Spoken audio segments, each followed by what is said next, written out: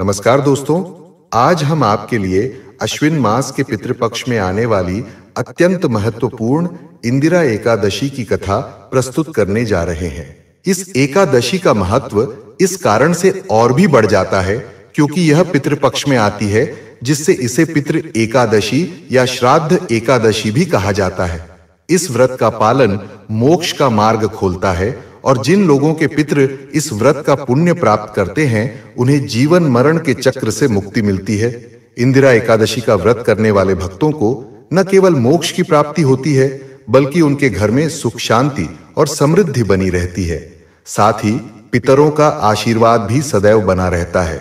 तो चलिए कथा की ओर बढ़ते हैं और बोलते हैं, बांके बिहारी लाल की जय। द्वापर युग की बात है, जब हस्तिनापुर के महाराज युधिष्ठिर ने भगवान श्री कृष्ण से पूछा, हे मधुसूदन, कृपया बताएं कि अश्विन मास के कृष्ण पक्ष में कौन सी एकादशी आती है और उसका क्या महत्व है।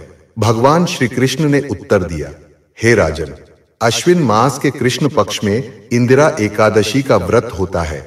इस व्रत का पालन करने से व्यक्ति के सभी पापों का नाश हो जाता है और जो पितृ किसी कारणवश निम्न योनि में पड़े होते हैं, उन्हें इस व्रत के पुण्य से मोक्ष की प्राप्ति होती है। भगवान कृष्ण कहते हैं, हे राजन, इस कथा का महत्व जानने के लिए मैं तुम्हें एक प्राचीन कथा सुनाने जा रहा हूं। तुम इसे ध्यान से सुनोगे तो तुम्हारे और तुम्हारे परिजनों के सारे कष्ट और दुख नष्ट हो जाएंगे। तब भगवान कृष्ण कथा का आरंभ करते हुए बोलते हैं, प्राचीन सतयुग की बात है। महिष्मती नगरी में राजा इंद्रसेन राज्य करते थे। वे धर्म पूर्वक अपनी प्रजा का पालन करते और भगवान विष्णु की भक्ति में लीन रहते थे। गोविंद का ध्यान करते हुए उन्होंने जीवन का अधिकांश समय मोक्षदायक मंत्रों का जाप करते हुए बिताया।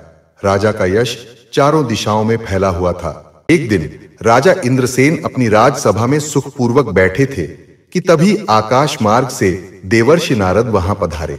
देवर्षि नारद को देखकर राजा तुरंत उठ खड़े हुए, हाथ जोड़कर उनका अभिवादन किया और विधि पूर्वक पूजन कर उन्हें आसन पर बिठाया। राजा इंद्रसेन ने कहा, हे मुनिश्रेष्ठ, आपकी कृपा से हमारे राज्य में सब कुछ कुशल मंगल है। आज आपके दर्शन से मेरा संपूर्ण जीवन सफल हो गया है। कृपया अपने आगमन का कारण बताकर मुझ पर कृपा करें। तब देवर्षि नारद बोले, हे राजन, जो समाचार मैं तुम्हें बताने आया हूं वह तुम्हें चकित कर देगा। मैं हाल ही में ब्रह्मलोक से होकर यमलोक गया था, जहां यमराज ने मेरा पूरे भक्ति भाव से स्वागत किया। उसी समय यमराज की सभा में मैंने तुम्हारे पिताजी को देखा। वे व्रत भंग के दोष से वहां दुखी स्थिति में थे। उन्होंने मुझे तुम्हारे लिए एक संदेश दिया है और मैं वही संदेश लेकर यहां आया हूं। देवर्षि नारद राजा इंद्रसेन को संबोधित करते हुए कहते हैं, हे राजन, आपके पिता ने मुझे एक संदेश दिया है। उन्होंने कहा, बेटा, मुझे इंदिरा एकादशी के व्रत का पुण्य अर्पित कर स्वर्ग में भेजो। इस प्रकार यदि आप अपने पिता को स्वर्ग लोक में पहुंचाना चाहते हैं तो इंदिरा एकादशी का व्रत अवश्य करें। राजा इंद्रसेन ने नम्रता से पूछा, हे मुनिश्रेष्ठ, कृपया मुझे इस एकादशी व्रत का विधान विस्तार से बताएं। यह किस मास, किस पक्ष और किस तिथि को पड़ती है और इसे करने की विधि क्या है। तब नारद जी बोले, हे राजेंद्र, ध्यान पूर्वक सुनो।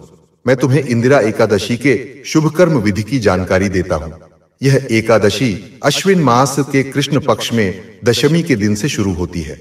दशमी के दिन प्रातःकाल पवित्र स्नान कर शुद्ध भाव से भगवान का स्मरण करें। फिर मध्याह्न में पुनः स्नान करें और एकाग्र चित्त होकर एक समय भोजन करें। रात में भूमि पर शयन करें। जब एकादशी का दिन आए तो सुबह दातुन कर मुंह धो लें और पूरे भक्ति भाव से व्रत का संकल्प लें। व्रत का संकल्प करते समय यह मंत्र बोले, हे अच्युत, मैं आपके शरणागत होकर एकादशी का पालन करूंगा और कल भोजन करूंगा। कृपया मेरी रक्षा करें। नारद मुनि ने आगे बताया, एकादशी के दिन पितरों की प्रसन्नता के लिए शालिग्राम शिला के सामने श्राद्ध करें। इसके पश्चात ब्राह्मणों को भोजन करवाकर उन्हें दक्षिणा दें और फिर पिंड को गौ को अर्पित करें। दिन में भगवान पारचिकेश की धूप दीप से पूजा करें और रात को जागरण कर भगवान के समीप रहे। जब द्वादशी का दिन आए तो पुनः भगवान श्री हरि का पूजन करें। बाद ब्राह्मणों और परिवार के लोगों के साथ मौन रहकर भोजन ग्रहण करें। इस प्रकार विधि पूर्वक इंदिरा एकादशी का व्रत करें। जिससे आपके पितृ भगवान विष्णु के वैकुंठ धाम को प्राप्त होंगे। भगवान श्री कृष्ण ने कहा, हे धर्मराज, नारद मुनि ने राजा इंद्रसेन को यह व्रत विधि बताई और फिर अपने लोक को चले गए। नारद मुनि के प्रस्थान के पश्चात राजा इंद्रसेन ने अपनी रानियों, पुत्रों और परिजनों के साथ पूरी श्रद्धा से इंदिरा एकादशी का पालन किया। जब व्रत पूर्ण हुआ तो आकाश से फूलों की वर्षा होने लगी और राजा इंद्रसेन के पिता गरुड़ पर आरूढ़ होकर भगवान श्री विष्णु के धाम चले गए। राजा ने अपने पुत्र को राज्य पर बिठाया और स्वयं स्वर्ग लोक को प्राप्त हुए। इस प्रकार इंदिरा एकादशी व्रत का पालन करने से मनुष्य के सभी पाप नष्ट हो जाते हैं और उसे वाजपेय यज्ञ के बराबर फल प्राप्त होता है। इस व्रत की कथा सुनने मात्र से ही पापों से मुक्ति मिलती है और जीवन में सुख शांति बनी रहती है। अब समय है माता इंदिरा एकादशी की आरती का। ओम जय एकादशी माता, मैया जय एकादशी माता, विष्णु पूजा व्रत धरणी, कर शक्ति मुक्ति दाता। ओम जय एकादशी माता, तेरे नाम की महिमा शास्त्रों में है वर्णी, मार्गशीर्ष में जन्मी, संसार पार उतारनी। ओम जय एकादशी माता, शुक्ल पक्ष की पूजा से मोक्ष धाम मिल जाता, पितृलोक को उद्धार कर भक्त को वरदान दिलाता। ओम जय एकादशी माता। इस प्रकार इस कथा का श्रवण और व्रत का पालन करने से सभी को अपार पुण्य और मोक्ष की प्राप्ति होती है। ओम जय एकादशी माता की आरती के इस सुंदर स्वरूप को प्रस्तुत करते हुए मैं आपके समक्ष इस पावन आरती के भावार्थ को और स्पष्ट करना चाहूंगा। आरती के शब्दों में शुक्ल पक्ष और कृष्ण पक्ष में आने वाली विभिन्न एकादशियों के महत्व को विस्तार से बताया गया है। पुत्रदा एकादशी शुक्ल पक्ष में आनंद और सुख समृद्धि का प्रतीक मानी जाती है, वहीं कृष्ण पक्ष की जया और विजय एकादशी भक्तों को विजय प्रदान करती है। फागुन के महीने में पाप मोचनी एकादशी सभी पापों का नाश करती है और चैत्र मास की एकादशियों के माध्यम से धन और बल प्राप्त होता है। आरती में खास तौर पर उन एकादशियों का भी उल्लेख है जो हमारे जीवन में सुख और मोक्ष की प्राप्ति का मार्ग प्रशस्त करती है, जैसे कि निर्जला एकादशी, जिसे कृष्ण पक्ष में मनाने से सभी दुखों से मुक्ति मिलती है। योगिनी एकादशी आषाढ़ मास में हमारे पापों का नाश करती है और परिवर्तिनी एकादशी भाद्रपद मास में भवसागर से पार उतारने का मार्ग दिखाती है।